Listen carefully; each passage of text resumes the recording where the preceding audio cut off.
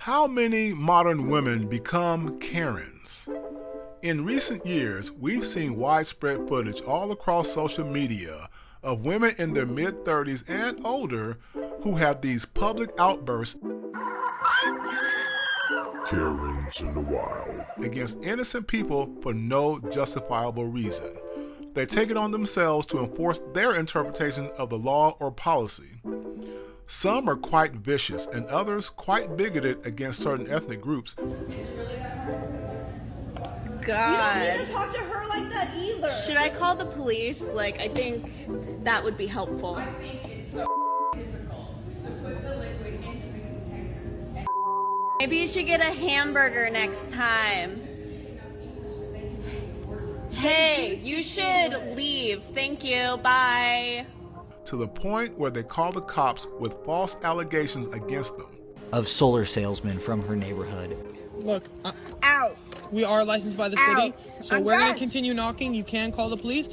It's easy to get angry at such Karens, but let's show some compassion on them because they used to be innocent girls long ago. Why should we show compassion to such mean women? Well, recall that the modern womanist movement supposedly freed women back in the 1970s. They no longer needed men.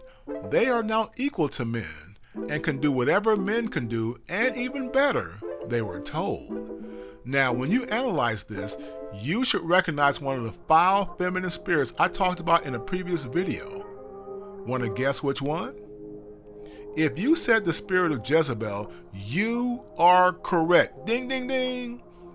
Queen Jezebel was feared by all the people in her husband's kingdom, including the king himself. Not only did she feel equal to him, but she felt he was beneath her. As she got older, she became worse. No one liked her, and likewise, she didn't like them. Eventually, she became the first Karen in history by constantly lashing out at her king husband and even his top advisors and prophets. She even made false accusations against the great prophet Elijah to where at one point, he, of all people, was briefly scared enough of her to go into hiding. Yeah, that's some serious Karen power. So what eventually happened to Jezebel? Well, her bitter old Karen ways caught up to her. She ended up dying alone with dogs, the same dogs that ate her up. She may have had help in dying as someone pushed her off a high tower. Now let's come back to our era. Karens don't start off mean.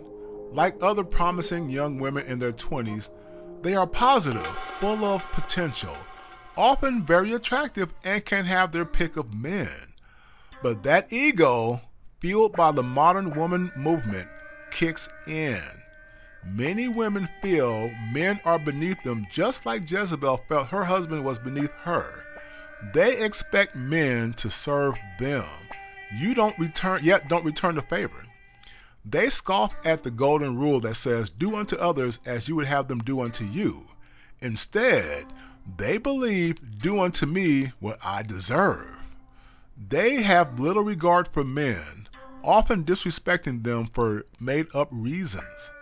Over time, one good man after another tries and fails to have such women become their wives.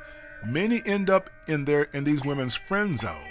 But once they hit their 30s, these women I'm talking about, the men start disappearing, going after the next batch of women in their 20s.